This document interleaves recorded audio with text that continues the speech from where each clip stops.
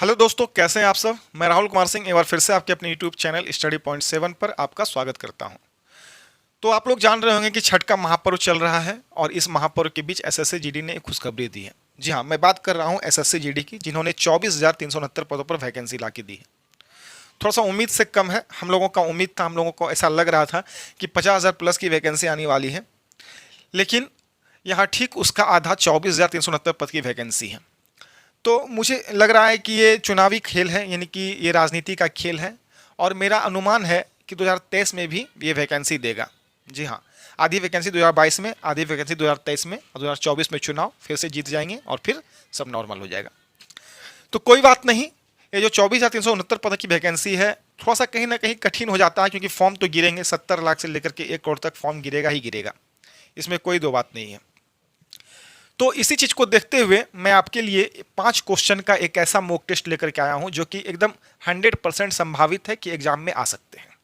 जी हाँ, ये ऐसे 5 क्वेश्चन होंगे जो कि एग्जाम में पूछने की 100% संभावना है। तो यदि आप लोग देखिए, एग्जाम का भी डेट लगभग तय हो चुका है।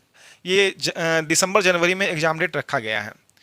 तो उसी चीज को लेकर के, उसी चीज को देखते हुए ये 5 क्वेश्चन के ऐसे मॉक टेस्ट होंगे। यदि आप 1.5-2 महीना इसमें तैयारी कर लेते हैं, प्रतिदिन आप ये पांचों क्वेश्चन का मॉक टेस्ट देते हो, तो आपको नहीं लगता मुझे कि एक भी क्वेश्चन में समस्याएं रहने वाली है। मैं मैथ और रीजनिंग दोनों की बात कर रहा हूं। 5 क्वेश्चन मैथ का रहेगा, 5 क्वेश्चन रीजनिंग का मॉक टेस्ट, मतलब ऐसे चलते रहेगा प्रत्येक दिन, कभी मैथ का तो कभी रीजनिंग का। आप लोग कंटिन्यू जो है इस पांचों क्वेश्चन को देखते रहिए और कॉपी में नोट कीजिए।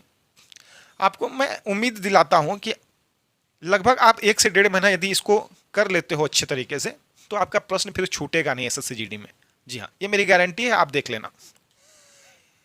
तो ये तब तक मॉक टेस्ट चलते रहेगा जब तक आपका एग्जाम ना क्लियर हो जाए, यानी कि एग्जाम जब तक खत्म ना हो जाए, ये मॉक टेस्ट मेरा चलता ही रहेगा 5-5 क्वेश्चन का, और ये सारे क्वेश्चन इंपॉर्टेंट रहेंगे। तो आज से मैं शुरुआत कर रहा हूं। ये है आपका मॉक टेस्ट 1, और चलते हैं। आज मैं आपके लिए लेके आया हूं 5 क्वेश्चन, वो मैथ के इंपॉर्टेंट क्वेश्चन जो कि एसएससी जीडी में पूछे जा सकते हैं, और ऐसे क्वेश्चन भी हैं जो कि पहले प्रीवियस ईयर में पूछे जा चुके हैं। जी हाँ, तो चलिए आते हैं पहले सवाल की ओर।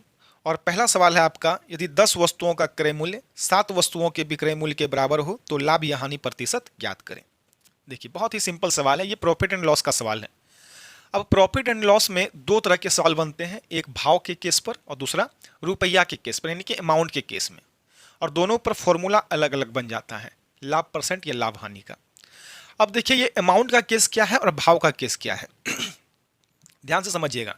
तो जिस सवाल में आपको रुपया का चर्चा ना किया गया हो, तो वह जो है भाव का केस बनता है, और उस पर लाभ या हानि प्रतिशत विक्रय मूल्य पर निकलता है।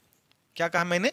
जिस सवाल में रुपया का चर्चा ना किया गया हो, वह भाव का केस बनता है, और वह जो है उस पर लाभ हानि जो है एसपी पे निकलता है, विक्रय मूल्य पर निकलता है। लेकिन ठीक वहीं पर जिस सवाल में रुपया का चर्चा कर दिया गया है, तो उस समय लाभ या हानि प्रतिशत जो है वो सीपी पे निकालते हैं, यानी कि क्रय मूल्य पर निकालते हैं। तो थोड़ा सा मैं बेसिक को लेकर के चलूंगा अभी फिलहाल 10-15 दिन जो है, क्योंकि आने वाले फिर से समय में आपको दिक्कत का सामना करना ना पड़े और आप चीज़ों को सेकंडों में सॉल्व कर सकते हैं। तो थोड़ा सा बेसिक को लेकर के चलेंगे, थोड़ा सा समय लगेगा अभी 10-15 दिन, ठीक है, क्योंकि ये मैं आपके लिए ही कर रहा हूँ। एक बार आप हर टाइप के सवाल को अच्छी तरह से समझ जाओ, फिर आप जो है बराबर जो है इसको सेकंडों में सॉल्व कर पाएंगे। जी हाँ, तो आइए मैं आपको समझाता हूँ कि अमाउंट का केस क्या है और भाव का केस क्या है। मैं यहाँ पे लिख दे रहा हूँ, अमाउंट का केस और यहां पर भाव का केस।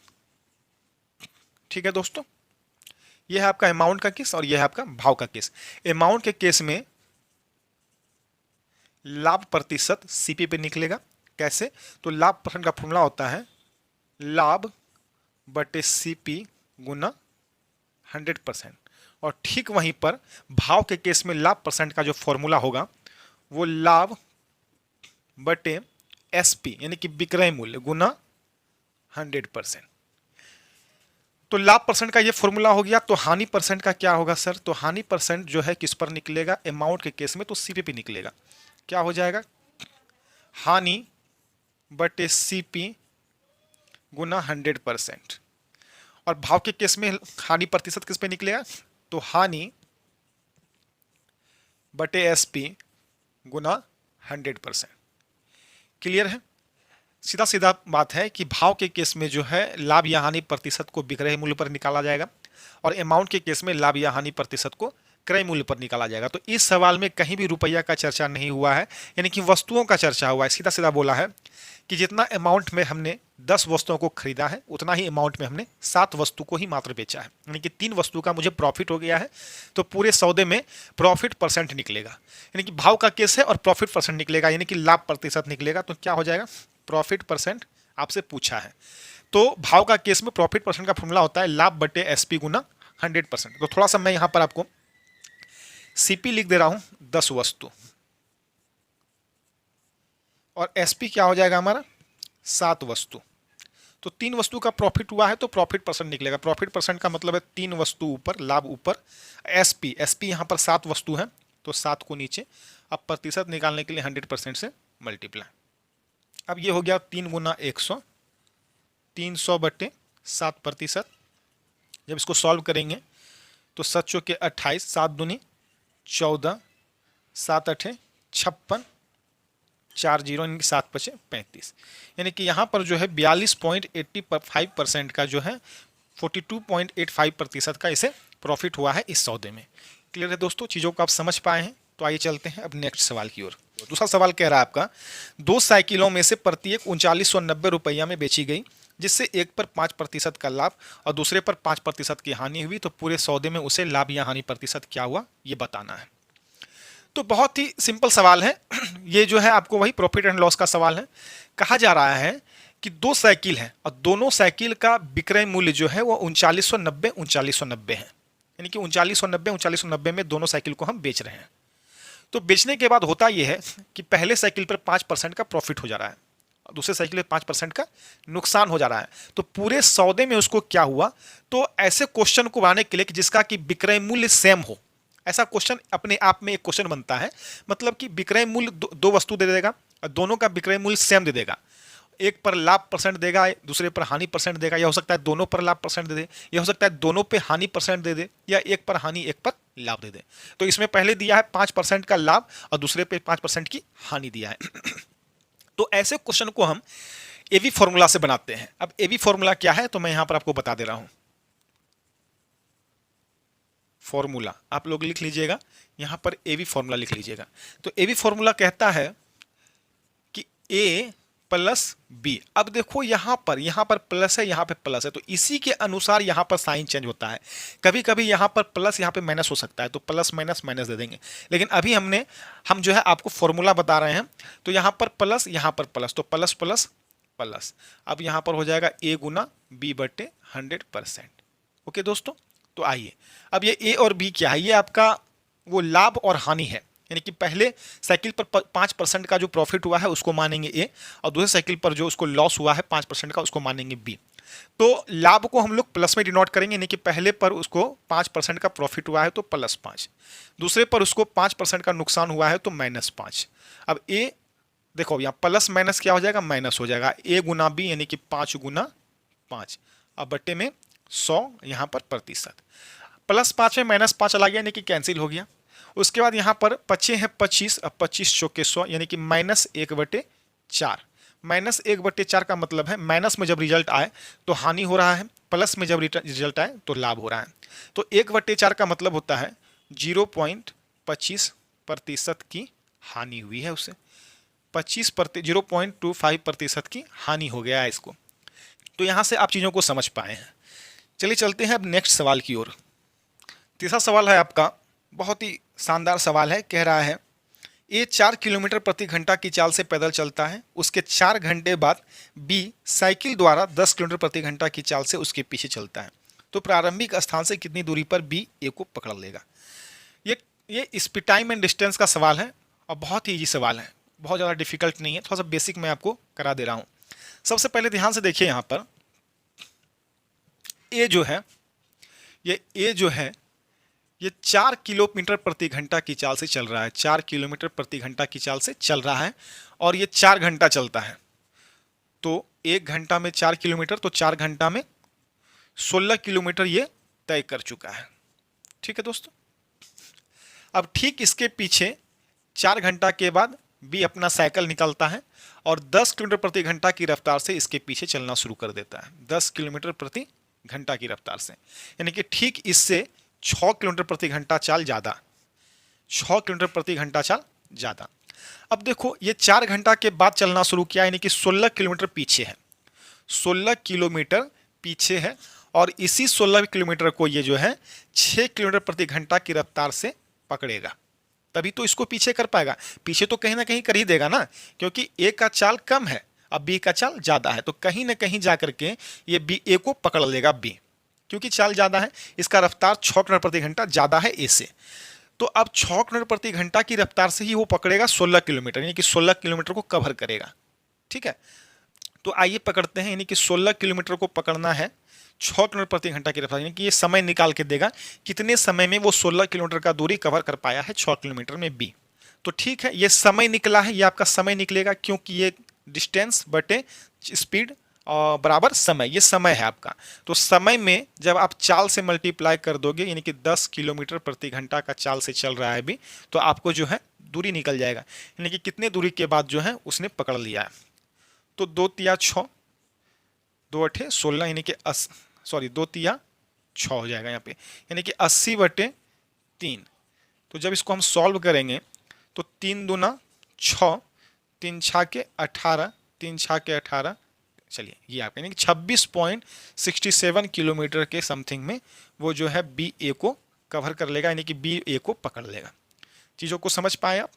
तो चलिए चलते हैं अब नेक्स्ट सवाल की ओर। सवाल कह रहा है चौथा नंबर, 2 रेलगाड़ियां एक ही दिशा में 30 किलोमीटर प्रति घंटा तथा 58 किलोमीटर प्रति घंटा की चाल से चल रही है। धीमी गति से चलने वाली गाड़ी में बैठा एक व्यक्ति तीव्र गति से चलने वाली रेलगाड़ी में बैठे आदमी को 18 सेकंड में पार कर जाती है, तो तीव्र गति वाली रेलगाड़ी की लंबाई ज्ञात करें। थोड़ा सा मैं समझा दे रहा हूं यहाँ पे।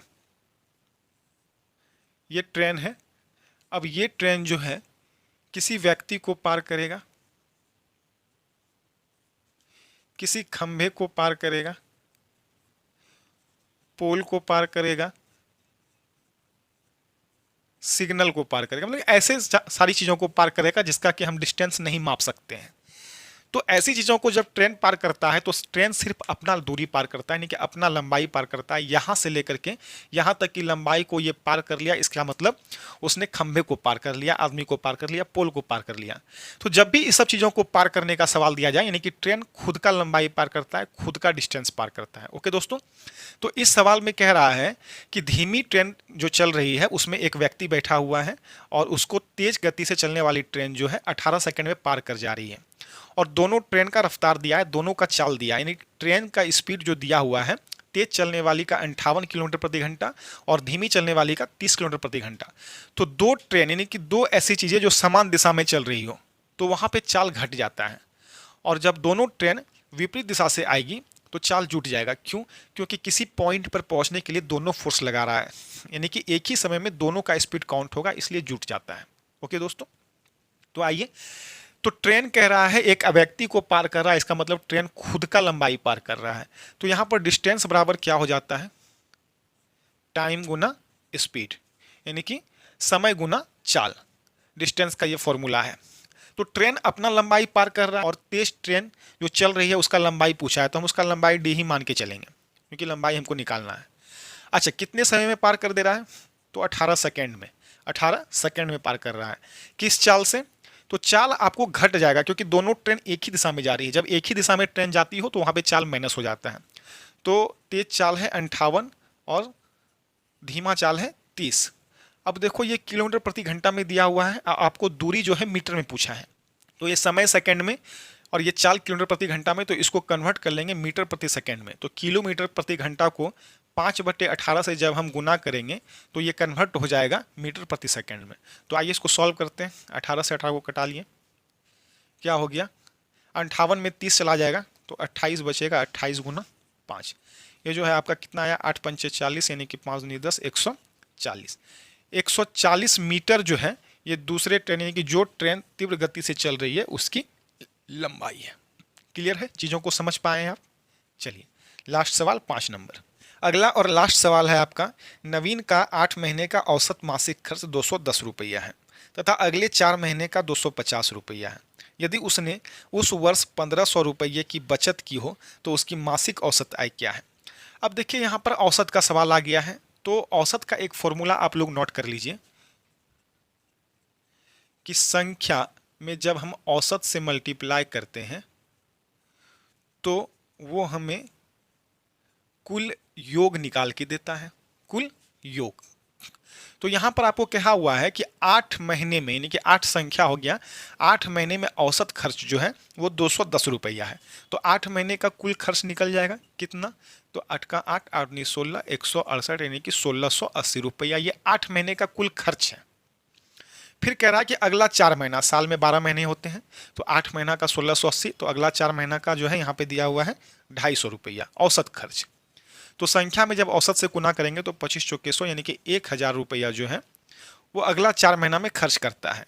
तो ये टोटल जो है 1 साल का खर्च हो गया, ये 1680 और 1, यानी कि 1780 रुपया उसने 1 साल में खर्च किया है। फिर कह रहा है कि 1500 रुपये का बचत करता है, तो 1780 और ये 1500 रुपया बचत का, तो टोटल उसने कितना कमाया, यानी कि खर्च और प्लस बचत, तो ये कुल मिलाकर के हमारा इनकम हो जाएगा। तो इसको जोड़िए 0813, ओके दोस्तों, सॉरी 4, 4180 रुपया जो है इसने कमाए हैं 1 साल में।